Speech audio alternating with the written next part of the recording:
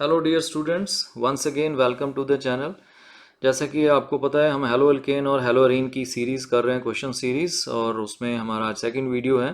First video में question number 5 तक हमने कवर किया था, आज उसके आगे शुरू कर रहे हैं। क्वेश्चन नंबर 6 जो है, that is why sulphuric acid not use during the reaction of alcohols with के आई। सो नॉर्मली हम के आई और सल्फ्यूरिक एसिड का कॉम्बिनेशन यूज़ करते हैं सो दैट रिएक्शन मिक्सचर में हमारे पास एच आई जनरेट हो जाए। और एच आई का काम है अल्कोहल का ओ एच हटाना और उसकी जगह आयोडीन लेके आना। So this is consider to be a very good method for the generation of alkyl iodides. लेकिन इसमें एक प्रॉब्लम आ जाती है, के आई को हम सल्फ्यूरिक एसिड के साथ यूज़ नहीं कर पाते हैं बिकॉज जो एच आई बनता है इन दिस रिएक्शन उसको सल्फ्यूरिक एसिड आई टू में चेंज कर देता है, बिकॉज ये एसिड ही नहीं है, ये बड़ा अच्छा ऑक्सीडाइजिंग एजेंट भी है। और मोर ओवर एच आई में एच आई बॉन्ड ज़्यादा स्ट्रॉन्ग नहीं होता है, जल्दी टूट जाता है। It is itself a good reducing agent. ठीक है, दूसरे तरीके से अगर हम देखें तो एच आई बनता ज़रूर है, हमें चाहिए भी था एच आई। ये देखो अल्कोहल के साथ रिएक्शन हो रही है एच आई की, यही रिएक्शन हमें चाहिए। लेकिन एच आई जब बनेगा तो इमीडिएटली सल्फ्यूरिक एसिड उसको आई टू में ऑक्सीडाइज कर देता है, तो हमारे पास एच आई ही नहीं रहता है। सो एच आई अगर अवेलेबल ही नहीं है तो फिर alcohols are not converted into alkyl iodide. तो अब आप रिएक्शंस जरा देख लो। एक्सपेक्टेड हमारे पास ये था कि हमारे पास पोटेशियम हाइड्रोजन सल्फेट और एच आई बन जाता है, और एच आई फिर अल्कोहल को अल्काइल आयोडाइड में चेंज करता है। बट यहाँ पे आप देख सकते हो एच आई सल्फ्यूरिक एसिड की प्रेजेंस में अपने आप को आई टू में चेंज कर लेता है। ऑक्सीजन स्टेट चेक कर सकते हो। In H I we have -2 oxidation, sorry -1 oxidation state of iodine. Sulphur is +6 in sulphuric acid, आप कैलकुलेट कर सकते हो, और यहाँ पे ये +4 है, तो सल्फर खुद को रिड्यूस कर रहा है। और आयोडीन -1 से 0 मतलब ऑक्सीडेशन हो रही है। ठीक है, तो इसलिए हम एच आई जो है वो यहाँ पे बना नहीं पाएंगे। लेकिन हाँ, एक और तरीका है। हम के आई को एक ऐसे एसिड से ट्रीट करते हैं जो के आई को एच आई में चेंज कर देता है, लेकिन एच आई को फर्दर ऑक्सीडाइज नहीं कर पाता, because it's an acid, it's a non oxidising acid. Phosphoric acid हम यूज करते हैं। सो के आई और फॉस्फोरिक एसिड के कॉम्बिनेशन से आप अल्कोहल को अल्काइल आयोडाइड में चेंज कर सकते हो, and these are the by products. ठीक है, so this is the method to be used. Remember, कभी भी के आई के साथ सल्फ्यूरिक एसिड का कॉम्बिनेशन यूज करके अल्काइल आयोडाइड नहीं बनाने हैं, right. So this is usually come in 1 mark question बेटे। सो ऑक्सीडाइजिंग एजेंट है sulphuric acid which oxidises H I to I two, ये इसका आंसर आपने देना है, और कोशिश करो रिएक्शन जरूर लिखो। अगला क्वेश्चन है question number 7, right the structures of different dihalogen derivatives of propane. तो ये रहा हमारा propane. Die halogen derivative of propane मतलब कि हमने प्रोपेन के 2 हाइड्रोजन रिप्लेस करने हैं हेलोजन से। कोई भी हेलोजन यूज कर लो, मैंने एग्जांपल के लिए बी आर यूज किया है, let X S B R. तो इसको करने के लिए हम रैंडमली पहले 3 कार्बन की चेन बना देते हैं। उसके बाद ब्रोमीन को ऐसे प्लेस करना है अपने 2 ब्रोमीन को, दैट हर बार जो स्ट्रक्चर बने वो डिफरेंट बने और उसका डिफरेंट IUPAC नेम हो। जैसे कि मैंने पिछले वीडियो में भी बताया था बेटे, जिन स्ट्रक्चर्स के IUPAC नेम डिफरेंट होते हैं वो डिफरेंट कंपाउंड्स होते हैं, राइट। ओके, सो सबसे पहले आप 3 कार्बन में ब्रोमीन को 1 2 पोजीशन दे दो। ठीक है, उसके बाद 1 3 पोजीशन दे दो, फिर मैंने 1 1 पोजीशन दे दी है, फिर 2 2 पोजीशन दे दी है। ऐसे मत सोचना कि कोई 3 3 पोजीशन भी होगी। 3 3 पोजीशन जो है वो 1 1 ही होगी। सो नंबरिंग के हिसाब से आपने सोचना है यहाँ पे। ठीक है, so because there are only 3 carbon, तो जो एंड में होगा वो नंबर 1 ही होगा, राइट। सो ये 3 आपके पास बने हैं, ये 1 2 पोजीशन पे हैं, ये आपके पास 1 3 पोजीशन पे हैं, और ये 1 1 पोजीशन पे हैं, right. And here we have 2 2 dibromo derivative. ठीक है, सो ये 4 पॉसिबिलिटीज आपकी बनती हैं।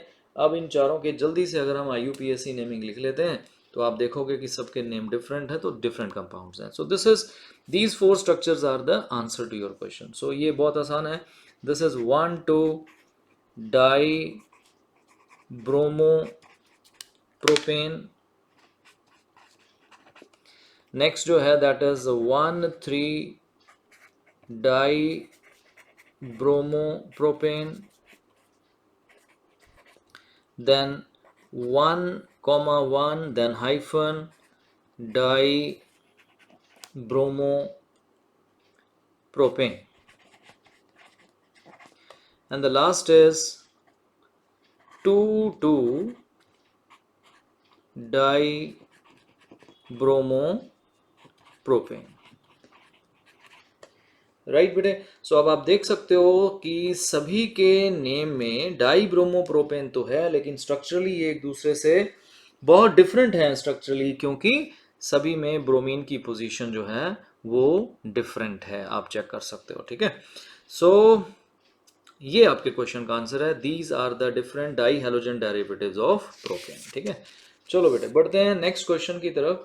नेक्स्ट क्वेश्चन है हमारा, among the isomeric alkanes of the molecular formula C5H12 identify the one that on photochemical chlorination yields a single monochloride, 3 isomeric monochlorides and 4 isomeric monochlorides। ठीक है बेटे, तो ऐसे क्वेश्चंस करने के लिए आप सबसे पहले ऐसा नहीं सोचना मैं पहले ऐसा स्ट्रक्चर बनाऊं जिसमें मोनोक्लोरो डेरिवेटिव बनेगा सिंगल वाला और फिर 3 आइसोमेरिक बनेंगे। आप सबसे पहले क्या करोगे, C5H12 के जितने पॉसिबल आइसोमर्स हैं, structural isomers, chain isomers, opposition isomers जो भी हैं, वो आपने बना लेने हैं। ठीक है, तो आपके पास यहाँ पे मेरे पास जितने भी मैंने ये 3 पॉसिबल आइसोमर्स बनते हैं C5H12। C5H12 एक एल्केन है, फार्मूला आप देख सकते हो CnH2n+2। तो सबसे पहले मैंने इसका आइसोमर बनाया जिसमें पांचों कार्बन स्ट्रेट चेन में है। फिर स्ट्रेट चेन मैंने 4 कार्बन की ली और एक मिथाइल को सब्स्टिट्यूएंट बना दिया, जिसकी पॉसिबल पोजीशन या ये हो सकती है या ये, तो दोनों तरफ से 2 ही है, कोई भी बना दो सेम होगा। देन 3 कार्बन की चेन जिसमें मैंने 2 कार्बन जो हैं वो ऑब्वियस है मुझे सेंट्रल पे लगाने पड़ेंगे, तभी ये डिफरेंट कंपाउंड्स बनेंगे। ठीक है, सो ये 3 एल्केन्स हैं। अब इन 3 एल्केन्स में हमें देखना है कि जब हम इसकी फोटोकेमिकल क्लोरीनेशन करेंगे तो हमारे पास कितने डिफरेंट तरह के आइसोमर्स बनते हैं, लेकिन मोनोक्लोरो बनाने हैं हमने। मोनोक्लोरो मतलब सिर्फ एक हाइड्रोजन को सब्स्टिट्यूट करना है आपने। बट आपको पता है कि किसी एल्केन में हाइड्रोजन भी तो डिफरेंट हो सकते हैं। ठीक है, वो लास्ट लेक्चर में भी मैंने आपको बताया था। तो आपने हमेशा चेक करना है कि हाइड्रोजन कितनी तरह के प्रेजेंट है और उसी के अकॉर्डिंग आपके पास उतने डिफरेंट मोनोक्लोराइड्स बनेंगे। ठीक है, सो रिएक्शन आपको पता है कौन सी रिएक्शन की हम बात कर रहे हैं, जब हम एल्केन्स की क्लोरीनेशन करते हैं in the presence of light, right, photochemical chlorination जिसको हम कहते हैं। तो hydrogen get substituted with chlorine. ठीक है, मोर देन वन हाइड्रोजन भी सब्स्टिट्यूट हो सकते हैं। तो आपको पता है इस रिएक्शन में नंबर ऑफ प्रोडक्ट्स बनते हैं, लेकिन फिलहाल हमें कंडीशन दी है भी आपने ज्यादा क्लोरीन नहीं, एक ही क्लोरीन लेके आओ, लेकिन उसमें भी बताओ कि कितने डिफरेंट तरह के कंपाउंड बन सकते हैं। ठीक है, तो सबसे पहले आप चेक करो भाई, ये कार्बन एक ही कार्बन से जुड़ा है तो ये प्राइमरी कार्बन है, और बिल्कुल इसके जैसा ये कार्बन है। तो इसके 3 हाइड्रोजन और इसके 3 हाइड्रोजन, ये 6 हाइड्रोजन एक ही जैसे हैं और ये 6 के 6 प्राइमरी हाइड्रोजन है। जिस कार्बन से हाइड्रोजन जुड़े होंगे, अगर कार्बन प्राइमरी है तो हाइड्रोजन को भी हम प्राइमरी बोल देते हैं।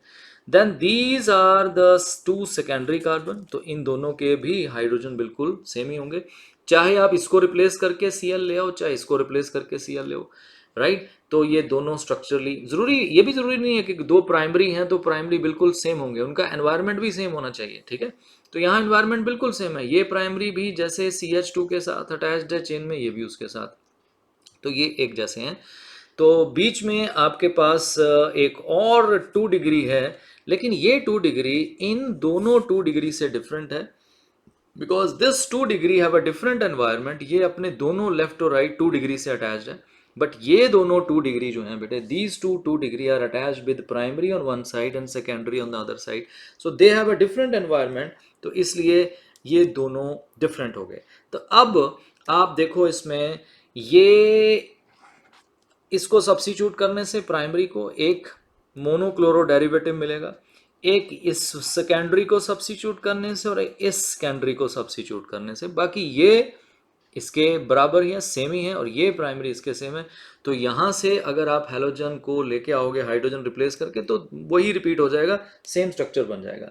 तो यहाँ से आपके पास 3 स्ट्रक्चर बनने वाला है जो मैं अभी बनाऊंगा, लेकिन यहाँ देख लेते हैं अब सेकेंड एग्जाम्पल उसी तरीके से।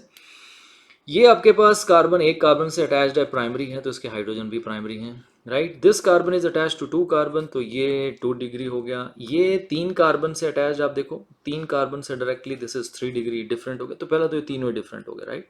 सो this is primary, this is attach to 1 carbon, ये प्राइमरी है, and this is also attach to 1 carbon, ये भी प्राइमरी है, right. But now you see these two primary, these two, this and this, these two primary are same because they are attached to same carbon, tertiary. But the first carbon is different primary because it is attached to secondary carbon, so this will give you a different product. तो in total अगर हम यहाँ पे check करें हमारे पास कितने different products बनेंगे, तो this primary will give a product, this primary will give a different product, but this primary and this primary, both of them are same, so I'm including just one of them. This tertiary give you different product, this secondary will give you different product, so यहाँ पे आपके पास total 4 product बनने वाले हैं। तो जो 4 लिखा है ना बेटे, 4 आइसोमेरिक मोनोक्लोराइड, वो यहाँ से मिलेंगे, अभी हम बनाने वाले हैं, राइट। यहाँ से हमने कैलकुलेट किया अभी हमें कितनी प्रोडक्ट मिलने वाली हैं, 3 प्रोडक्ट्स मिलने वाली हैं, राइट। और इसको देखो जरा, इसमें आप चेक करो कि ये जो आपके कार्बन हैं CH3, CH3, CH3 all side, all of them are attached to actually a single carbon. So ये सब आपके पास 1 डिग्री हैं and all of them have the same environment. So हम यहाँ पे कह सकते हैं कि all these 12 hydrogen, 1 degree hydrogen are identical in all respect. So आप किसी को भी रिप्लेस करके Cl ले आओगे, एक ही प्रोडक्ट बनेगी आपके पास, सिंगल प्रोडक्ट। कभी कभी बच्चे वो कहते हैं कि ये भी है तो एक कार्बन है, this is 4 degree carbon, but बेटा we know 4 degree carbon do not have any hydrogen to substitute, तो उससे कोई भी प्रोडक्ट आपका बनने वाला नहीं है, ठीक है। तो अब जरा हम जल्दी से इनके सारे प्रोडक्ट्स बना दें जो कि चाहिए क्वेश्चन में। यहाँ से 3 बनेंगे, इसको primary, secondary, then another secondary. Number 1, so एक हाइड्रोजन यहाँ से हटा रहा हूँ, Cl लगा रहा हूँ, तो बाकी प्रोडक्ट्स आपके पास अभी बनाएंगे। तो बेटा ये रहा आपका पहला product, right. Second, so this is 1 chloropentane. Second आपका सेकेंडरी या सेकेंड कार्बन को हटा के बनाओ, so this is your second compound formed, this is 2 chloropentane, right. Then the third which obtained is from the central carbon, that is also secondary but have a different environment, so that is why it is a different product. आप एक बार check कर लेना, मैंने कहा था इनके सभी के नाम लिखो। If you write their IUPAC name, which I'm just telling you, 1 chloropentane, 2 chloropentane, and this is 3 chloropentane. So all of them are different. Okay, so these 3 are obtained. So 3 isomeric monochloride are obtained from this compound. That is simple N-pentane, right? This compound is N-pentane, straight chain pentane. Okay, now coming to this, 4 expected isomers, right? So 1 I am going to make from the primary, that is CH2Cl from here. Okay, then CH2, CH, CH3, rest everything remains same. Okay, the second one I am making here, say from this secondary, just substitute its hydrogen. ये आ गया बेटा Cl आपका, बाकी कोई change नहीं करना आपने, किसी कार्बन को डिस्टर्ब नहीं करेंगे। नंबर 3 फ्रॉम द टर्शरी, ये देखो सारे डिफरेंट हैं, आप इनके अगर IUPAC नेम लिखोगे ना तो सबके डिफरेंट आएंगे बेटा, ठीक है। जितने भी स्ट्रक्चरल आइसोमर्स होते हैं डिफरेंट, उनके IUPAC नेम कभी सेम नहीं होते, डिफरेंट होते हैं। और फोर्थ आपके पास बनेगा replacing hydrogen from these 2 primary, दोनों एक ही जैसे हैं, किसी से भी रिप्लेस कर दो तो आपके पास एक और डेरिवेटिव बनेगा, दैट इज दिस इज। सो आप इन सभी के IUPAC नेम अगर सोचो, सो this is 1 chloro 3 methyl butane, I repeat 1 chloro 3 methyl butane. 2 chloro को नंबरिंग में पहले दे रहा हूँ बिकॉज अल्फाबेटिकली वो पहले आता है मिथाइल से। 2 chloro 3 methyl butane, then it is 2 chloro 2 methyl butane and 1 chloro 2 methyl butane. Okay, so these are the 4 different, सभी के नाम डिफरेंट थे, राइट। अब जरा हम चलते हैं लास्ट में तो हमने डिसाइड किया था कि इसमें तो एक ही बनेगा बेटे, जस्ट 1। तो किसी को भी आप रिप्लेस कर दो, any of the hydrogen atom can be replaced because ये सारे कार्बन एक ही जैसे हैं, all of them are primary with the same environment, right? So you get the only product which is this. सो इसका नेम अगर हम बोलें तो क्या होगा, this is 1, this is 2 and this is 3 carbon chain. So it is 1-chloro-2,2-dimethyl propane. I repeat, 1-chloro-2,2-dimethyl propane. So this is the answer to this question. A very good question, right? So this question tells you about the basic of free radical substitution. Free radical substitution gives you mixture of products where depending upon different types of hydrogen, so you can get different types of alkyl halides. Let us come to the next question, question number 9, the very good question, my favorite question. And this question contains so many reactions, and you learn different type of reactions for the preparation of haloalkane as well as for the properties of haloalkane. Okay, so total आपके पास यहाँ पे 6 reactions हैं. Let us do them one by one. So first reaction is you know, cyclohexanol is being treated with the thionyl chloride, SOCl2, right? So cyclohexanol, it's a reaction of alcohol with thionyl chloride, and thionyl chloride is a very good, you can say chlorinating agent. So the reaction is simple. As you can see here, your OH is attached to a cyclic ring which is sp3 carbon to which it is attached. So it can be easily replaced. The carbon oxygen bond is not very strong. Okay, so it is sp3, so this can be easily replaced. So the answer is, in place of OH you place Cl. And you know the importance of this reaction, the byproducts which are obtained in this reaction, that is sulfur dioxide and HCl, both of them are gases.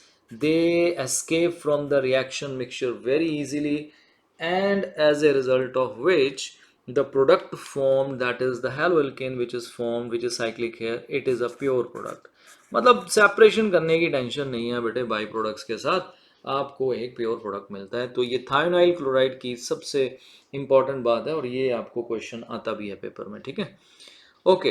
Then the second we have now, second reaction में आप देखो, पहले तो condition देखो, आपको एक hydrocarbon दिया है जिसमें बेंजीन रिंग में NO2 ग्रुप भी प्रेजेंट है, बट एनी हो, लेट अस सी.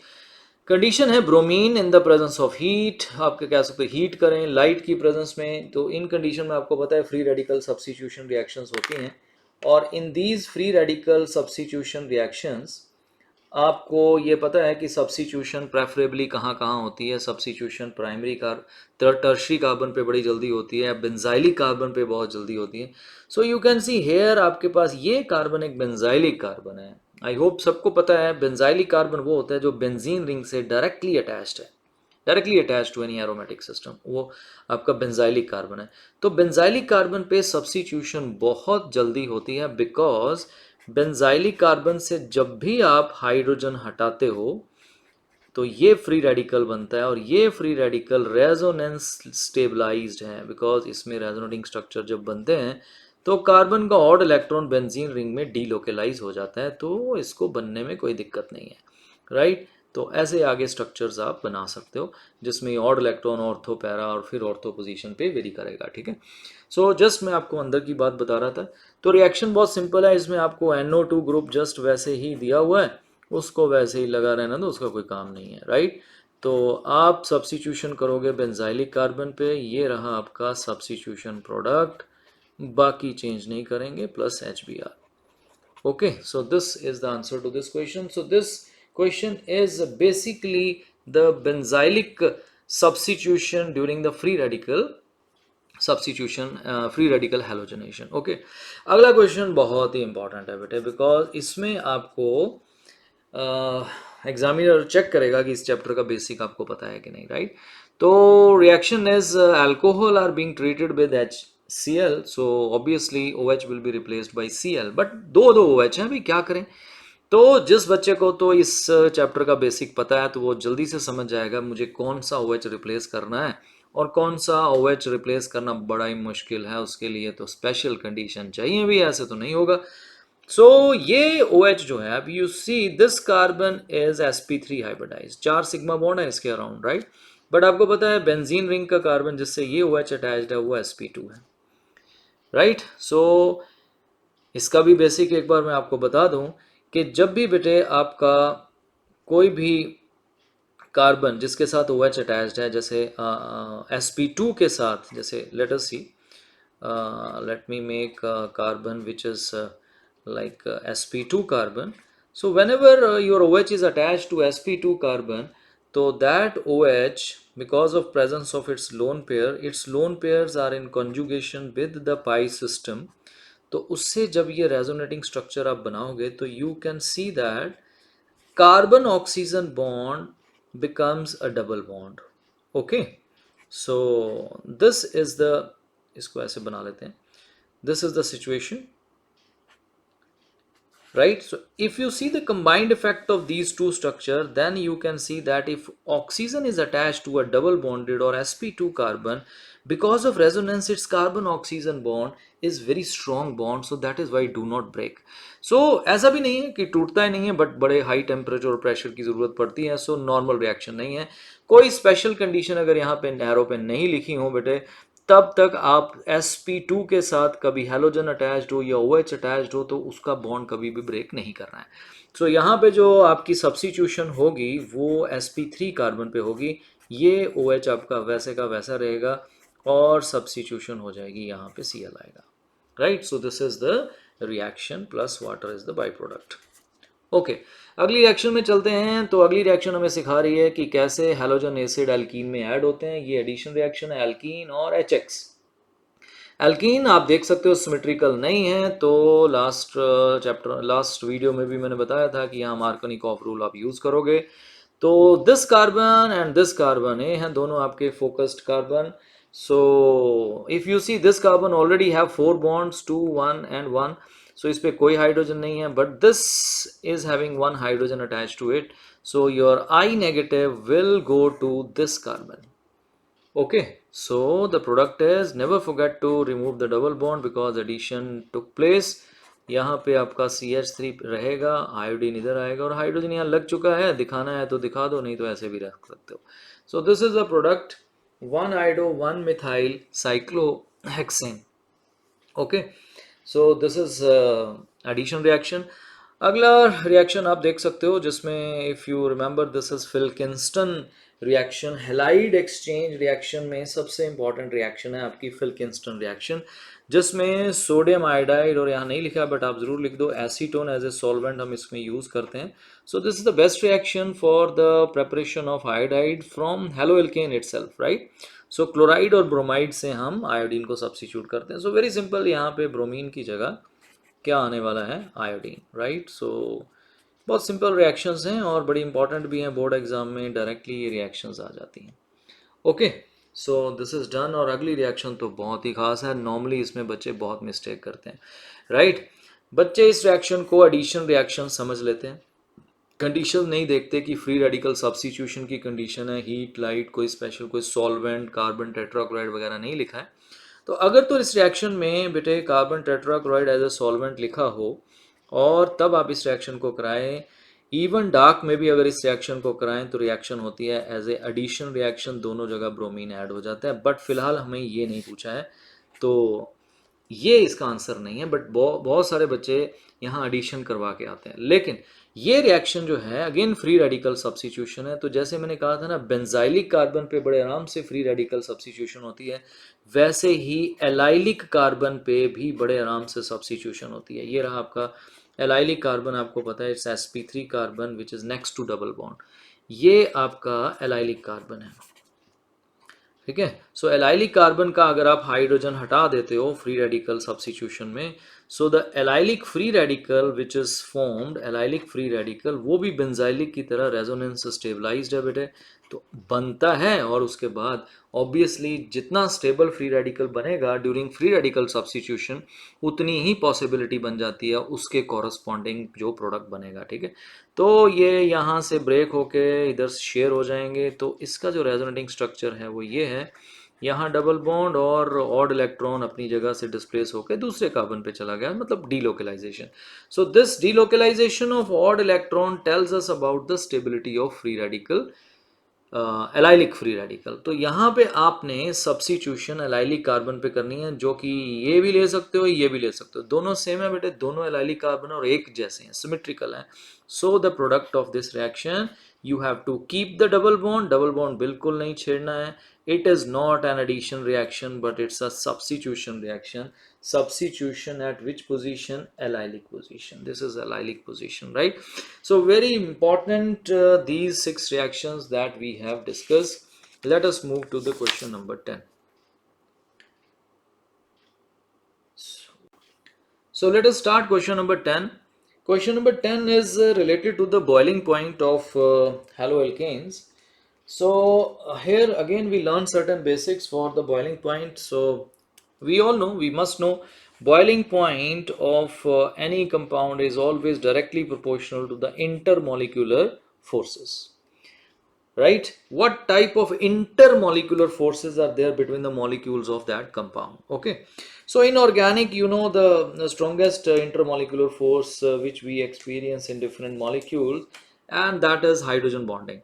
लेकिन अभी हेलो एल्केन में अगर हम इस चैप्टर में रहते हैं तो इस चैप्टर में आपके पास you come across carbon halogen bond which is a polar bond, though it's a polar bond, so there are the forces which are dipole attraction. Okay, लेकिन फिर भी dipole attraction हर जगह डोमिनेट करती हैं या नहीं करती हैं, या मॉलिक्यूल का साइज, मास, ठीक है, और उसका स्ट्रक्चर जो है वंडरवाल फोर्सेस को लीड करता है, और वंडरवाल फोर्सेस ज़्यादा स्ट्रॉन्ग होती हैं, तो हमें सब कुछ देखना पड़ता है।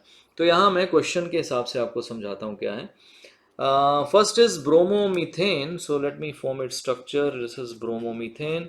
Then bromoform is just like chloroform, जैसे क्लोरोफॉर्म होता है CHCl3, bromoform is CHBr3। then chloromethane, which is this, and after that we have dichloromethane, sorry, dibromomethane. So dibromomethane is this, one carbon and two bromine. So these are, this is your first part, and we have to compare them in the order of increasing boiling points, right? So let us see in this question what we have to do. देखो बेटे, whenever you have boiling point comparison, okay, तो इसमें आपने सबसे पहले देखना है कि क्या हमारी चेन जो है उसमें कोई डिफरेंसेस हैं, जो कि यहाँ नहीं है। आप देख सकते हो सब में एक ही कार्बन है। Okay, so that factor is not the deciding factor. Okay, उसके बाद आप देखो क्या आपके हैलोजन्स सेम है, तो सभी में बी आर है एक्सेप्ट दिस, इसमें Cl है। Okay, then you see the number of halogens, number of halogen vary कर रहे हैं, यहाँ पे एक ब्रोमीन है, तीन ब्रोमीन है और दो ब्रोमीन है, और यहाँ Cl है, right? So we know when we talk about the boiling point of different Rx, right, where R group is same but X is fluorine, then bromine, then iodine, then always remember that the molecule size, molecule mass, that dominates everywhere, not the polarity. So boiling point का order हमेशा ये होता है, RF is less than RCl is less than RBr, which is less than Ri. This is the order of boiling point. Iodides are having the highest boiling point when the R group is kept same, if the chain is same. ठीक है, देखो बेटा, theoretically जब भी हमें compare करने हैं boiling point, तो पॉइंट ऑफ डिफरेंस एक से ज़्यादा नहीं हो सकता, तो इसलिए आर ग्रुप सेम है, पॉइंट ऑफ डिफरेंस सिर्फ हैलोजन है, तो वो हमें याद रखना है कि इस केस में उनका साइज और मॉलिक्यूलर मास डोमिनेट करता है। ठीक है, तो जितना आपके पास हैलोजन्स का साइज बड़ा होगा या उसका नंबर ज़्यादा होगा, तो आपके पास बॉइलिंग पॉइंट ज़्यादा होगा। तो अब आप ध्यान से देखो, इन सभी में बी आर है, ठीक है, तो इसमें सिर्फ Cl है, तो Cl और इसको कंपेयर करें तो इसमें मिथाइल क्लोराइड का बॉइलिंग पॉइंट कम होगा, क्योंकि ब्रोमीन है। आप देखो RBr का बॉइलिंग पॉइंट RCl से ज़्यादा होता है, क्योंकि इसका साइज छोटा है, वंडरवाल फोर्सेस वीक होंगी। ठीक है, उसके बाद इसमें दो ब्रोमीन है, तो दो का इफेक्ट एक से ज़्यादा होगा, इसमें ज़्यादा मॉलिक्यूलर मास और साइज है, तो van der Waals forces will be more, very high. Okay, then 3 वाले में सबसे ज़्यादा होगा। सो हमने प्रेडिक्ट कर लिया सबसे कम बॉइलिंग पॉइंट है मिथाइल क्लोराइड का या क्लोरोमीथेन। देन उसके बाद हैलोजन का साइज बढ़ गया ब्रोमीन, उसके बाद आप देखोगे और ब्रोमीन आ गए आपके पास, राइट, 2 ब्रोमीन हो गए। देन सबसे ज़्यादा ब्रोमोफॉर्म जिसमें 3 ब्रोमीन है, the highest molecular mass, biggest size, hence very strong, van der Waals forces, so boiling point सबसे ज्यादा होगा. So this is the order of boiling point in the first question. Okay, let me see the next question now. Next question में आपके पास क्या है भाई, comparison है 1 chloropropane. तो जल्दी से जरा स्ट्रक्चर बना लें, स्ट्रक्चर बना के हमें फिर समझ आएगा. 1 chloropropane is this, 3 carbon, first position पे Cl. Then isopropyl chloride, so we have isopropyl group which is this. Okay, and यहाँ पे आपका Cl अटैच्ड है. All right, then after that you have 1 chlorobutane, 1 chlorobutane, right? So when we talk about the boiling point comparison in this particular question, then you can see better the first two are having the same number of carbon atom, that is 3 carbon atom. And halogen तो सभी में same है, आप देख सकते हो halogen is same in all of them. और इसमें आपके पास कार्बन चेन बहुत बड़ी है. सो कार्बन चेन बड़ी है और ऊपर से स्ट्रेट चेन है. स्ट्रेट चेन की लेंथ ज़्यादा होती है बेटे, तो फिर सरफेस एरिया ज़्यादा होगा. सरफेस एरिया ज़्यादा होगा तो area of contact, the attraction between the molecule is very high. तो सबसे हाईएस्ट बॉइलिंग पॉइंट तो इसका होने वाला है. अब हम इन दोनों को अगर हम देखें तो इसमें आप देखो ये आपका एक स्ट्रेट चेन कंपाउंड है, ये स्ट्रेट चेन है, राइट. और इसमें आपके पास ब्रांचिंग है, right. So when there is branching, so branching क्या करती है, ब्रांचिंग जो है वो सरफेस एरिया रिड्यूस कर देती है, right. Like this is my hand open, right. तो इसमें आप देखो एंटायर सरफेस एरिया बहुत ज़्यादा है, लेकिन इसी को अगर मैं ऐसे कर लूँ, right, so what happens, the surface area reduces as it turns towards the spherical shape, ठीक है. तो surface area is simply the area of contact. दो बॉल्स को, दो चीज़ों को आप ऐसे जोड़ते हो जो स्फेरिकल है, तो they contact at very minimum points. दो बॉल्स को आपस में जोड़ोगे, they contact at 1 point. So as a result surface area बहुत रिड्यूस होगा, तो एरिया ऑफ कॉन्टैक्ट और वंडरवल फोर्सेस रिड्यूस हो जाएंगे, right.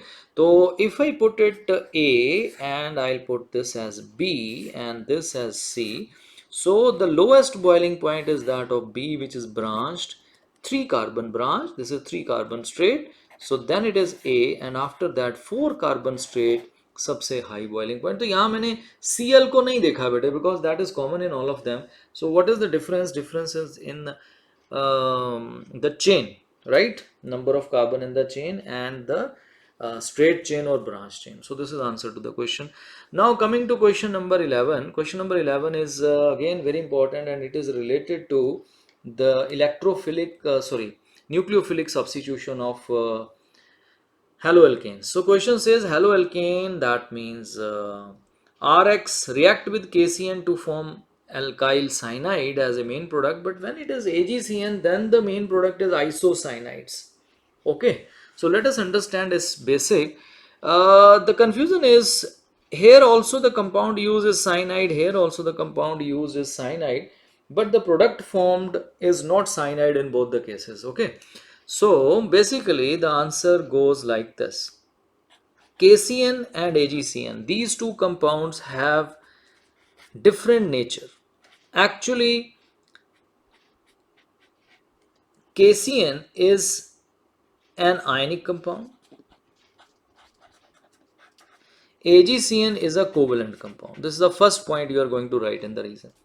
Now, being ionic compound, whenever the reaction take place, so in solution, this ionizes and produces free ions, free potassium ion and free cyanide ion. This is the structure of free cyanide ion. All right. So when they have to attack on Rx, because cyanide is a nucleophile, and nucleophile is going to attack on Rx, and especially it attack obviously on the R group, which is electron deficient. So you can see that there are two nucleophilic center, nitrogen having lone pair, carbon having lone pair. Moreover, the carbon is having negative charge. Moreover, carbon have less electronegativity. तो less electronegativity जिसकी होती है वो lone pair को बहुत tightly hold करके नहीं रखता है, तो ईजिली अवेलेबल होते हैं दूसरों के लिए. सो यहाँ तो फिर कार्बन पे इलेक्ट्रोनेसिटी बहुत ज़्यादा है, तो यहाँ पे अटैक कार्बन के थ्रू होगा और हैलोजन जाएगा बाहर. As a result the product formed हमारे पास जो होगी वो होगी CN, तो हमारे पास क्या बनेंगे इस केस में? साइनाइड्स, हमारे पास साइनाइड्स बनेंगे, राइट।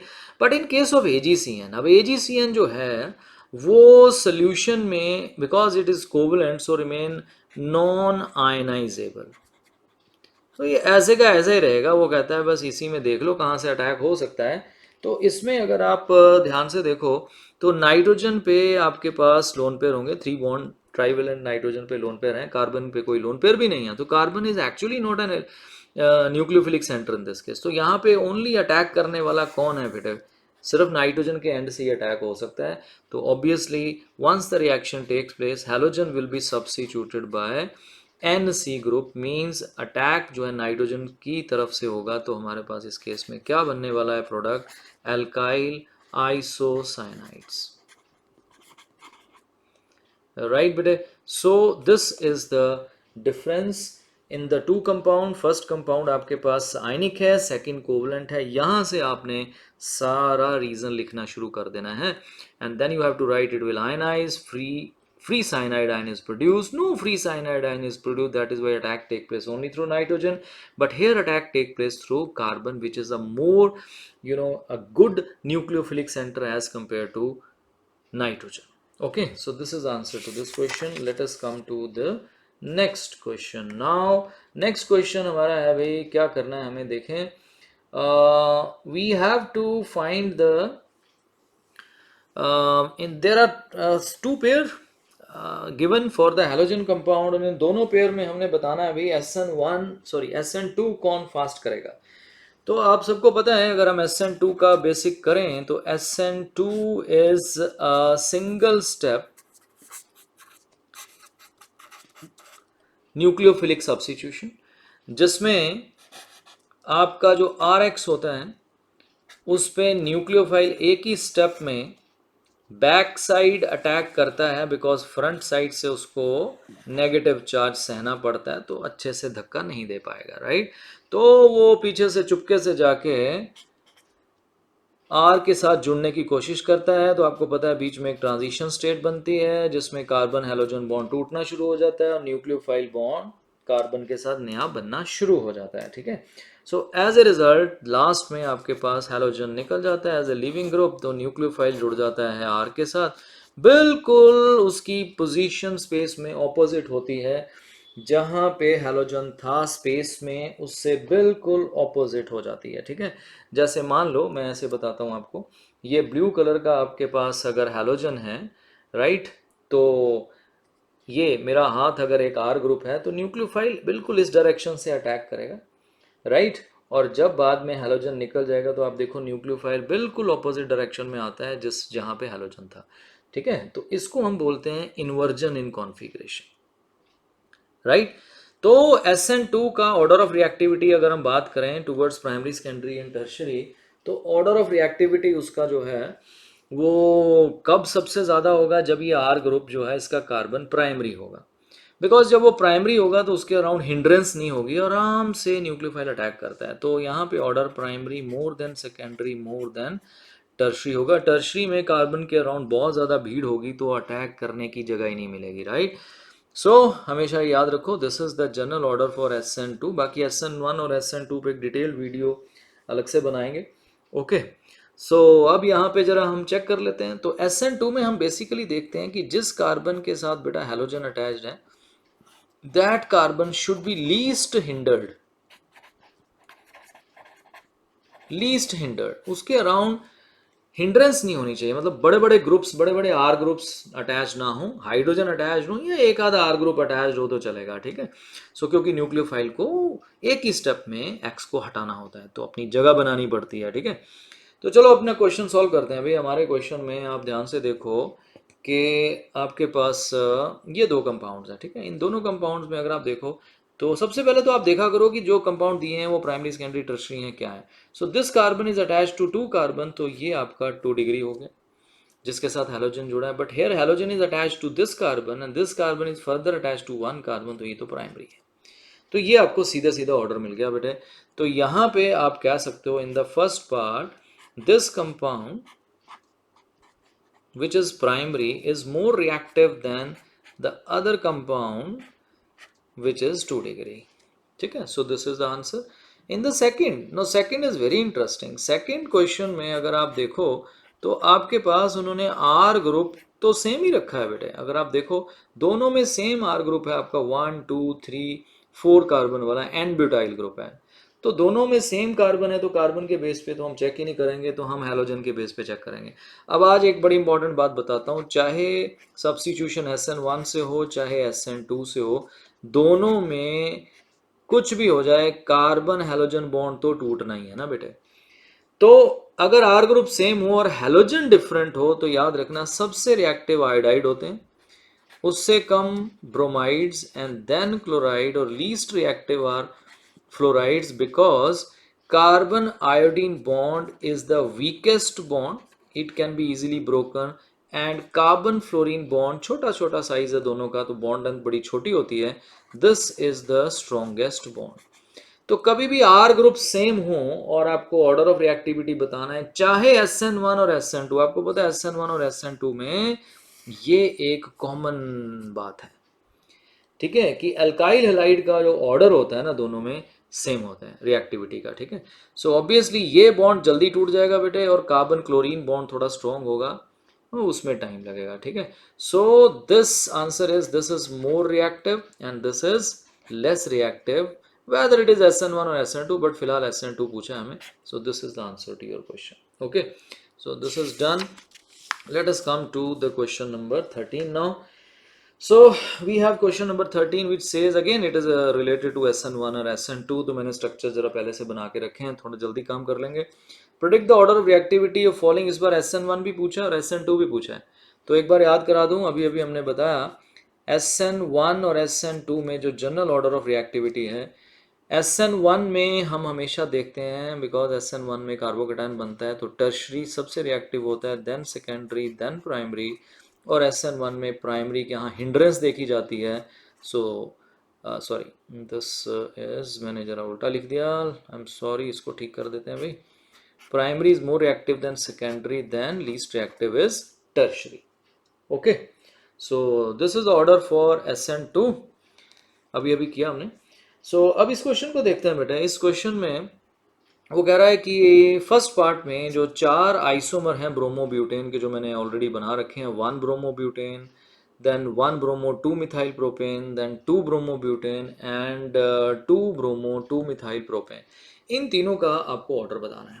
ठीक है, SN1 और SN2 दोनों ऑर्डर्स आपको बताने हैं. क्लियर? तो एक तो बड़ा सिंपल है बेटे, आप देखोगे प्राइमरी सेकेंडरी टर्शरी साफ साफ यहाँ दिख रहे हैं, बट हमें ज़्यादा सोचना पड़ेगा किस में, प्राइमरी में, और यहाँ दो कौन है, सेकेंडरी सेम है, तो वो अगले क्वेश्चन में देखते हैं. फिलहाल अगर मैं इनको बेटे लिख दूँ, A, this is B, this is C and this is D.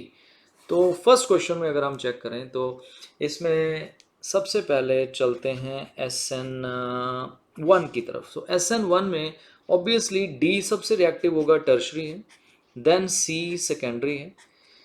उसके बाद अगर आप देखो ये जो आपका ऑर्डर ऑफ रिएक्टिविटी है किसके केस में, प्राइमरी, दो प्राइमरी में, तो आपको स्टेबिलिटी ऑफ कार्बोकेटायन चेक करनी है. ठीक है, तो अगर आप कार्बोकेटायन की स्टेबिलिटी देखते हो तो कार्बोकेटायन की स्टेबिलिटी में दोनों के कार्बोकेटायन अगर मैं बनाने की कोशिश करता हूँ जल्दी से, तो इट इज़ फर्स्ट केस में आपके पास एक 1 डिग्री कार्बोकेटायन बनेगा ये वाला, जिसके साथ एन प्रोपाइल ग्रुप लगा है, और दूसरे केस में आपके पास बन रहा है ये कार्बोकेटायन जिसके साथ एक आइसोप्रोपाइल ग्रुप लगा है. तो एक्चुअली बेटे आइसोप्रोपाइल एक ब्रांच टाइप ऑफ ग्रुप है, तो इस ग्रुप का जो इंडक्टिव इफेक्ट है, इलेक्ट्रॉन रिलीजिंग इफेक्ट है, प्लस आई इफेक्ट है, वो ज़्यादा होता है as compare to n propyl. ठीक है, तो इसमें इंडिपेंडेंट ब्रांचेस से इलेक्ट्रॉन डेंसिटी ज़रा ज़्यादा आ जाती है, तो कार्बोकेटायन ज़्यादा स्टेबल होता है, यहाँ पे कम. तो इसलिए जो ज़्यादा स्टेबल कार्बोकेटायन बनाता है SN1 में वो ज़्यादा रिएक्टिव होता है. ठीक है, तो यहाँ पे आपका नेक्स्ट रिएक्टिविटी में कौन आने वाला है, B, और यहाँ लीस्ट रिएक्टिव आपका होगा A, जो सबसे वीकेस्ट या सबसे लीस्ट स्टेबल कार्बोकेटायन बनाएगा, ठीक है। तो यहाँ हमने कार्बोकेटायन के बेस पे चेक किया। अब जरा SN2 में चलते हैं। तो SN2 में भाई ये सेकेंडरी टर्शरी तो क्लियर है, सबसे पहला डाउट हमारा ए और बी के बीच में ही है, ठीक है ना। तो आप देखो कि ये कार्बन जो है, हमें यहाँ हिंड्रेंस देखनी है। यहाँ भी एक आपके पास प्रोपाइल ग्रुप है और यहाँ ये भी दोनों हैं तो प्राइमरी, लेकिन यहाँ पे आपके पास जो हिंड्रेंस है वो एक ब्रांच्ड ग्रुप की वजह से है, ठीक है ना। तो ब्रांच ग्रुप की वजह से जो हिंड्रेंस क्रिएट होती है वो थोड़ी सी ज़्यादा होती है, because it occupy larger space around this carbon, ठीक है। तो यहाँ आपके पास अगेन ए और बी में कौन सबसे रिएक्टिव होगा? ए सबसे रिएक्टिव होगा इस केस में, ठीक है, क्योंकि इस केस में आपकी जो ब्रांचिंग है वो एक स्ट्रेट चेन की वजह से है, तो वो ज़्यादा स्पेस ऑक्यूपाई नहीं करेगा। तो आपका कार्बन जो है वो काफ़ी फ्री होगा और न्यूक्लियोफाइल उस पर आसानी से अटैक कर सकता है। ओके, इसके बाद ऑब्वियसली दूसरा प्राइमरी तो फिर कौन आ गया? बी। इसके बाद जो लेस रिएक्टिव होगा बी, और बी के बाद जो रिएक्टिविटी ऑर्डर होगा उसमें सेकेंडरी आएगा, दैट इज सी, और सबसे लीस्ट रिएक्टिव होगा टर्शरी, दैट इज डी। तो ये इनका रिएक्टिविटी ऑर्डर हुआ SN1 और SN2 की तरफ। ओके, अब हम चलते हैं सेकंड एग्जाम्पल में। सेकंड एग्जाम्पल में भी आपके पास तो कुछ चीज़ें क्लियर हैं, बस ये दो सेकेंडरी हमें तंग करने वाले हैं। सो C6H5 आपको पता है बेंजीन रिंग है, तो CH2Br, इधर दो रिंग्स हैं आपके पास और इस कार्बन से हैलोजन लगा है। इधर एक रिंग C6H5 और एक मिथाइल ग्रुप है, इधर दो रिंग्स और आपके पास एक मिथाइल ग्रुप है। तो आप देख सकते हो ये कार्बन तीन कार्बन से अटैच है, दो रिंग और एक ये टर्शरी है। ये आपका सेकेंडरी हो गया, एक कार्बन ये, एक कार्बन ये आपका सेकेंडरी हो गया और ये प्राइमरी हो गया, ठीक है। तो पहले चलो SN1 कर लेते हैं। तो SN1 में अगर आप ध्यान से देखो, एक्चुअली इन सभी में जो कार्बोकेटायन बन रहा है वो कार्बोकेटायन आपका बेंजाइल कार्बोकेटायन है। सब देखो, जिस भी कार्बन के साथ हैलोजन अटैच्ड है वो बेंजाइल कार्बन है, और बेंजाइल कार्बोकेटायन बहुत स्टेबल होता है रेजोनेंस की वजह से, ठीक है। ये अगर बेंजाइल कार्बन है जिस पे पॉजिटिव चार्ज आ जाए तो रिंग की तरफ से इलेक्ट्रॉन उसकी तरफ शिफ्ट हो जाते हैं। सो एज ए रिजल्ट इसका पॉजिटिव चार्ज रिंग अपने ऊपर ले लेता है बेटे और इसको रिलैक्स कर देता है थोड़ा सा, ठीक है। तो एज ए रिजल्ट फिर रिंग पे पॉजिटिव चार्ज आ जाता है। आपको पता है रिंग में पॉजिटिव चार्ज आ जाए तो रिंग भी ज़्यादा तकलीफ में नहीं होती, रिंग का भी पॉजिटिव चार्ज वेरी करता रहता है, ऑर्थो पे, पैरा पे, फिर ऑर्थो पे आ जाएगा। So in short benzyl carbocation is quite stable carbocation. Okay, लेकिन अब ऑब्वियसली हैं तो सारे बेंजाइल, तो बेंजाइल में सबसे स्टेबल कार्बोकेटायन टर्शरी बनाएगा, उसके बाद सेकेंडरी, उसके बाद प्राइमरी। तो अगर मैं यहाँ इन सबको बेटा A, B, C और D लिख देता हूँ तो फिर सबसे रिएक्टिव यहाँ टर्शरी होगा, दैट इज D के बाद थोड़ा वेट कर लेते हैं, इन दोनों को चेक करते हैं। लीस्ट रिएक्टिव तो हमें पता है ये होगा, वो प्राइमरी है। इन दोनों में आप देखो, इन दोनों में अगर हम देखना है कि कौन ज़्यादा रिएक्टिव है टुवर्ड्स SN1 तो हमें स्टेबिलिटी ऑफ कार्बोकेटायन देखनी पड़ेगी।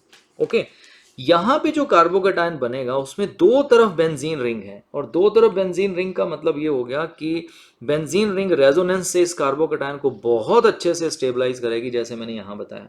तो ये एक रिंग का इफेक्ट है। अगर यहाँ मान लो बेटे एक और रिंग लगी हो, ठीक है, तो उसकी तरफ भी अगर इलेक्ट्रॉन पॉजिटिव चार्ज उसकी तरफ शिफ्ट हो जाए, राइट, तो as a result of this उसकी स्टेबिलिटी भी और ज्यादा हो जाएगी, ठीक है। So this secondary will form more stable carbocation because of two rings around the carbocation. लेकिन यहाँ एक रिंग है तो इधर रेजोनेंस से स्टेबलाइजेशन आएगी, इधर इंडक्टिव इफेक्ट से आएगी। तो इंडक्टिव इफेक्ट से डीलोकलाइजेशन नहीं होती है, लेकिन हाँ स्टेबिलिटी तो होगी, लेकिन इतनी नहीं जहां इन दो रिंग से आएगी, क्योंकि दोनों तरफ रेजोनेंस होगी बेटे। So this B will be more reactive as compare to C. तो ये दोनों सेकेंडरीज का डिसीजन हमने स्टेबिलिटी ऑफ कार्बोकेटायन के बेस पे लिया, ठीक है। So this is the answer to the question. Very important, SN1 और SN2 ऐसा टॉपिक है बेटे जिसपे आपको पेपर में क्वेश्चन आना ही है, राइट। सो इनका स्टेबिलिटी ऑर्डर, इनके फैक्टर सब पता होने चाहिए। Okay, let us come to question number 14. Question number 14 says identify chiral and achiral molecules in each of the following pair of the compounds. So chiral, सबसे पहले हमें क्या समझना है इस क्वेश्चन में कि भाई ये क्या है, कायरल कार्बन क्या होता है। बड़ा आसान, एक ऐसा टेट्राहेड्रल कार्बन जिसके साथ जो भी एटम्स और ग्रुप 4 अटैच्ड होंगे वो सब डिफरेंट होने चाहिए। चाहे वो एटम्स हो चाहे ग्रुप ऑफ एटम हो, वो सेम नहीं होने चाहिए। जब ये डिफरेंट होता है तो इसको हम स्टार लगा देते हैं, तो ये आपका एक कायरल कार्बन होता है। और याद रखना, जिस कंपाउंड में only one chiral carbon atom हो, I repeat only one chiral carbon हो, वो कंपाउंड हमेशा डिससिमेट्रिक होता है। और जो डिससिमेट्रिक होता है वो हमेशा कैसी इमेज बनाता है, नॉन सुपर इम्पोजेबल। और आपको पता है जो non super imposable mirror image बनाते हैं वो हमेशा क्या होते हैं, ऑप्टिकली एक्टिव। बट रिमेंबर, यहाँ जो मैंने आपको इम्पॉर्टेंट बात बताई है वो सिर्फ उन कंपाउंड्स के लिए ट्रू है जिसमें सिर्फ और सिर्फ एक ही कायरल कार्बन एटम हो, वो हमेशा ऑप्टिकली एक्टिव होते हैं, बिकॉज वो हमेशा डिससिमेट्री होते हैं अराउंड दैट कार्बन। ओके, तो फिलहाल हमें इस क्वेश्चन तो हमारा बहुत सिंपल है और बोर्ड एग्जाम में आता भी आपको, कि आपको सिर्फ ये ढूंढना है कि भाई इनमें कायरल कार्बन कहाँ है। तो कायरल, उसको पूरे कंपाउंड को भी कायरल मॉलिक्यूल बोल देते हैं। हमें यही ढूंढना है कि चारों डिफरेंट लगे हैं उसके साथ कि नहीं, एटम्स या ग्रुप्स। तो जरा इसको देखो, फर्स्ट वाले को, इसके साथ कौन कौन अटैच्ड है, एक हाइड्रोजन है, एक OH है, एक ब्रोमाइड ग्रुप है, ब्रोमीन अटैच्ड है, और एक आपके पास मिथाइल है। तो चारों डिफरेंट है बेटे, तो ये कार्बन हमारा 100% कायरल होगा। यहाँ पे आप देखो, इस कार्बन है आपके पास दो ब्रोमीन है जो कि दोनों सेम है। अब जब दो ब्रोमीन सेम होंगे तो फिर जब दो हमने सेम ढूंढ ही लिए तो फिर ये कायरल नहीं हो सकता, तो इसमें सिमेट्री होगी बेटे। सो ये कंपाउंड हमारा कायरल नहीं है। तो फर्स्ट के आंसर में ये आपका कायरल है, लेकिन ये ए कायरल है। Achiral means not chiral. Okay, then let us see the other one.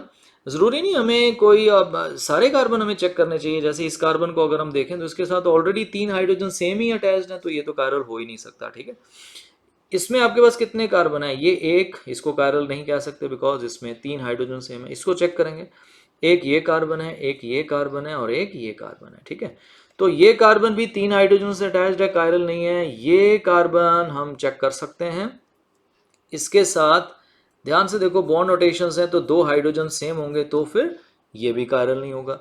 इसके साथ भी 2 हाइड्रोजन होंगे तो ये भी कायरल नहीं होगा। बट इस कार्बन को देखो बेटे, अब इस कार्बन को अगर हम चेक करें तो इस कार्बन के अराउंड आपके पास क्या क्या है, एक methyl group, OH, hydrogen, and entire this different group, right. So this carbon, चारों चीजें अलग अलग दिख रही हैं मुझे, तो ये आपके पास कायरल कार्बन हुआ। तो ये कंपाउंड आपका कायरल हो गया है। अगले को देखते हैं, CH3 कायरल नहीं हो सकता, ये CH2 कायरल नहीं हो सकता, ये CH2 कायरल नहीं हो सकता, ये CH3 कायरल कार्बन नहीं हो सकता। इसको चेक करते हैं, इसके साथ क्या अटैच्ड है, हाइड्रोजन, OH, दो डिफरेंट हो गए। तीसरा ये कौन है, CH2 CH3, लेकिन इधर भी CH2 CH3 है, तो बेटा ये दोनों तो हो गए सेम, इसलिए फिर इसके साथ चारों डिफरेंट अटैच नहीं है।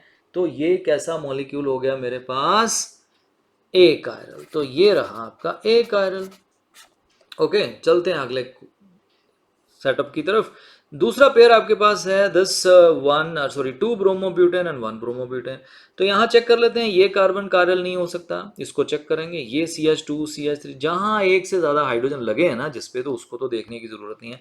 जिसके साथ एक हाइड्रोजन हो या कोई भी हाइड्रोजन नहीं हो उसको देखो। तो ये रहा हमारा कायरल कार्बन। ध्यान से देखो, इसके साथ एक मिथाइल है, एक Br है, एक H है, और एक ये इथाइल ग्रुप अटैच्ड है। थोड़ा सा ओपन स्ट्रक्चर बना लो, ओपन बना लो अगर ऐसे नहीं समझ आ रहा है तो। ये देखो, ये है इसका स्ट्रक्चर। अब साफ साफ दिख रहा है कि इसके साथ चारों ग्रुप्स आपके पास डिफरेंट अटैच्ड हैं। So this is a chiral carbon. So ये आपका कायरल मॉलिक्यूल हो गया, राइट। लेकिन यहाँ ये CH2, ये CH2, CH2, CH3, आप देखो इनके साथ बेटा हाइड्रोजन ही सेम लगे हैं। So there is no chiral carbon in this compound, कोई भी कायरल कार्बन नहीं है। तो फिर ये ओवरऑल कंपाउंड हो गया बेटा ए chiral. This is answer to this question. So question number 14 is done. Now let us move towards question number 15। Yes बेटे, क्वेश्चन नंबर 15 इफ यू सी, ये हमें इलेक्ट्रोफिलिक सब्स्टिट्यूशन के बारे में क्वेश्चन है। It says although chlorine is an electron withdrawing group, yet it is orthopara directing in electrophilic aromatic substitution. Why? So आपको पता है इलेक्ट्रोफिलिक एरोमेटिक सब्स्टिट्यूशन में रिंग में से हाइड्रोजन एटम की जगह कोई इलेक्ट्रोफाइल रिंग पे अटैक करता है। आप सबको पता है 11th क्लास में बेंजीन पढ़ा है कि बेंजीन काफ़ी इलेक्ट्रॉन रिच होता है, तो हमेशा बेटे वो इलेक्ट्रोफाइल्स मतलब इलेक्ट्रॉन डेफिशिएंट चीज़ों को अपनी तरफ अट्रैक्ट करता है, ठीक है। बट नाउ बेंजीन अकेला और बेंजीन पे क्लोरीन अटैच करने से इलेक्ट्रोफाइल का अटैक डिस्कस करेंगे। क्या बेंजीन पे वो फास्ट अटैक करेगा या इस रिंग पे फास्ट अटैक करेगा, ये हमारा ऑर्डर ऑफ रिएक्टिविटी का डिस्कशन है, ठीक है। सो सबसे पहले इलेक्ट्रॉन विड्रॉइंग नेचर की वजह से क्या होता है, because of electron withdrawing nature, जिसमें मैंने यहाँ बताया है, यहाँ क्लोरीन ले लो या कोई भी हेलोजन आप ले सकते हो, फिलहाल क्वेश्चन में क्लोरीन है। इलेक्ट्रोनेगेटिविटी किसी भी हेलोजन की कार्बन से होती है ज़्यादा, तो इन एनी केस ये कार्बन से इलेक्ट्रॉन अपनी तरफ खींचेंगे ही। सो जब कार्बन से इलेक्ट्रॉन अपनी तरफ खींचेंगे तो ऑब्वियसली रिंग में क्या हो जाएगा, नेगेटिव आई इफेक्ट होगा। ऑब्वियसली ये क्या बन जाते हैं, इलेक्ट्रॉन विड्रॉइंग ग्रुप बन जाते हैं, ठीक है। तो इसकी वजह से they reduce electron density in the ring, और रिंग में अगर इलेक्ट्रॉन डेंसिटी रिड्यूस हो गई बेटे, तो फिर ये जो हमारा इलेक्ट्रोफाइल बेचारा, इसको ये रिंग पसंद नहीं आएगी बेटे, बिकॉज इस रिंग में इलेक्ट्रॉन ही नहीं है तो जो इसको चाहिए। तो इसका मतलब बेंजीन रिंग पे ये अटैक फास्ट करेगा as compare to this chlorine attach to benzene ring. तो इसकी वजह से हमेशा याद रखना कि आपके जो क्लोरोबेंजीन है या ब्रोमोबेंजीन है या हेलोअरीन जो भी हैं, they are always less reactive towards electrophilic substitution as compare to benzene. So इनका ऑर्डर ऑफ रिएक्टिविटी कम होता है, याद रखना। And their reactivity is always controlled by their electron withdrawing nature minus I effect, okay. लेकिन अब चलो, अब इलेक्ट्रोफाइल कहता है अभी अवेलेबल तो यही रिंग है, अटैक तो करना ही पड़ेगा। अब कोई भी आप इस पे रिएक्शन करवाते हो हेलो एल्केन की इलेक्ट्रोफिलिक सब्स्टिट्यूशन, तो उस इलेक्ट्रोफिलिक सब्स्टिट्यूशन में लेट अस सी कि अगर उसको अटैक करना ही पड़े तो वो कहाँ जाएगा। ये पोजीशन तो ब्लॉक हो गई है ना, उस पर हेलोजन है, तो बाकी पोजीशन क्या बची हैं, दो ऑर्थो पोजीशन है, मेटा पोजीशन है और पैरा पोजीशन है। तो इसको क्या बोलते हैं हम, directive influence, directive influence of substituents attach to benzene ring. तो यहाँ हम डायरेक्टिव इन्फ्लुएंस किसकी देखने वाले कि halogen when attach to benzene ring, तो वो इलेक्ट्रोफाइल को कहाँ भेजेगा। ऑब्वियसली बड़ा सिंपल सा कॉन्सेप्ट है। ये हेलोजन या कोई भी ग्रुप जो बेंजीन पे पहले से अटैच्ड होता है, वो इलेक्ट्रोफाइल को बोलता है भाई वहाँ पे अटैक करो जहाँ तुम्हें ज़्यादा इलेक्ट्रॉन दिखाई दें। तो अब जरा आप देखें कि हमें ज़्यादा इलेक्ट्रॉन कहाँ पे दिखाई दे रहे हैं, ठीक है। तो उसके लिए हम सहारा लेते हैं भाई रेजोनेंस का।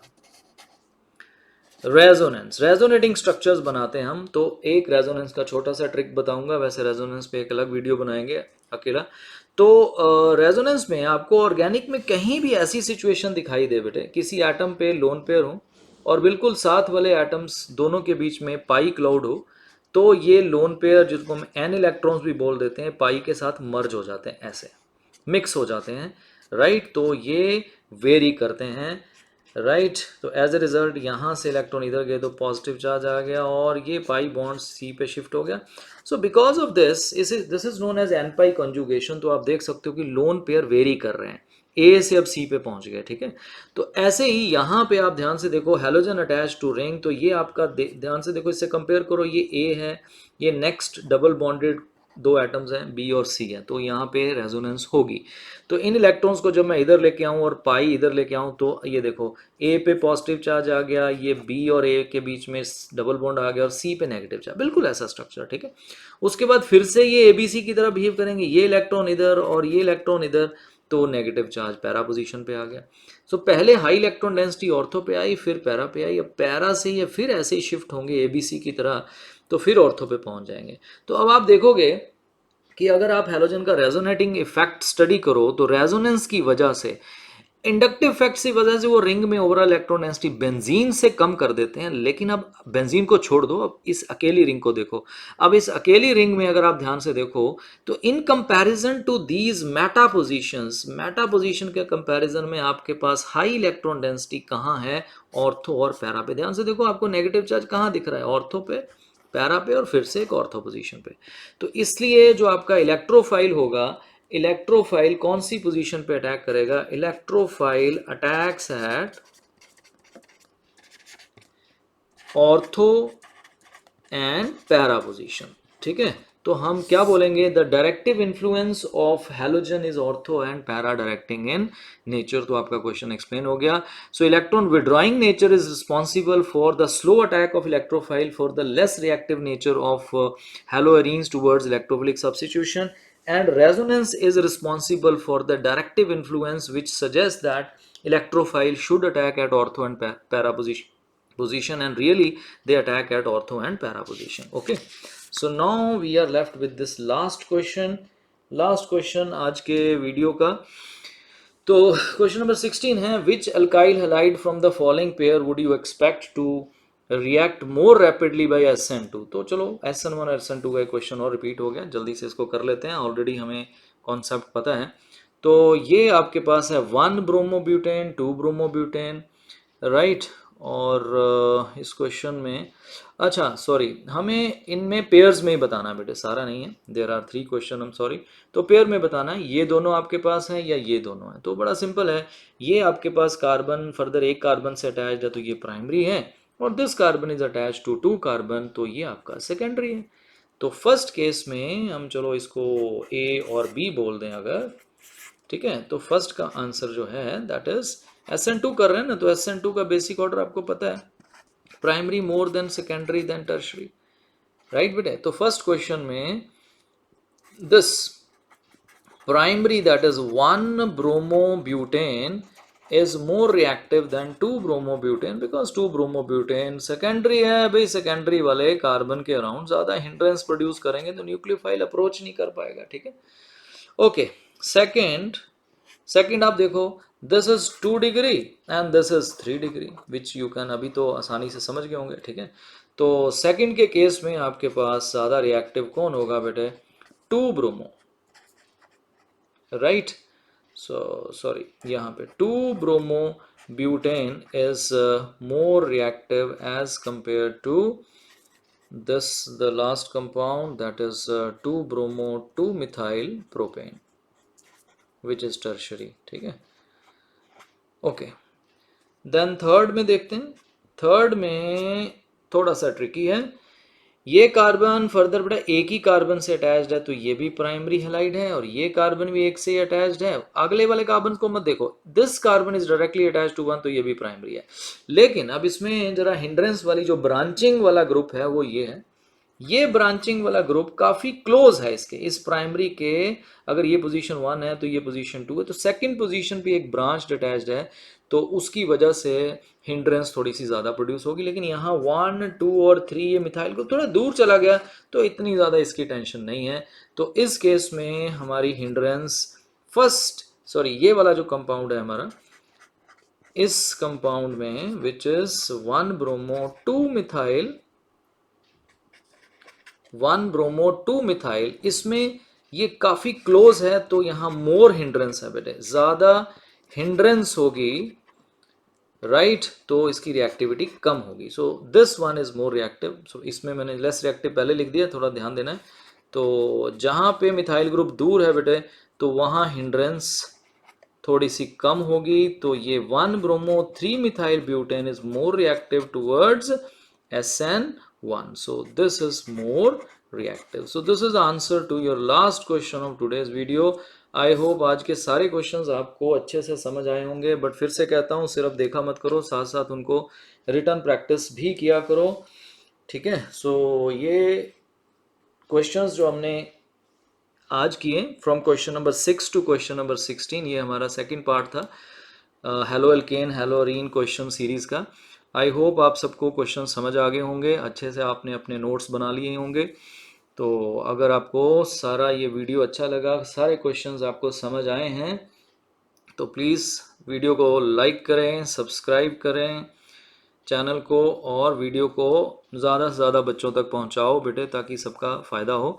बिकॉज मैं फिर कहता हूं कि ऑर्गेनिक को या केमिस्ट्री को ही इन जनरल आपने अच्छे से करना है तो क्वेश्चन ज़्यादा से ज़्यादा करने हैं। इसलिए मैंने क्वेश्चन की सीरीज़ शुरू की है, ताकि क्वेश्चंस के थ्रू हम कॉन्सेप्ट्स को समझें और साथ साथ क्वेश्चंस भी हो जाएं तो हमारे डबल काम हो जाता है। ठीक है, so thank you so much. मिलते हैं नेक्स्ट थर्ड वीडियो में। तो यहाँ तक 2 वीडियोस अच्छे से प्रैक्टिस करो, सारे लिख के प्रैक्टिस करो। सो खूब पढ़ो और पढ़ने का मजा लो। Thank you so much. मिलते हैं नेक्स्ट वीडियो में। Thank you.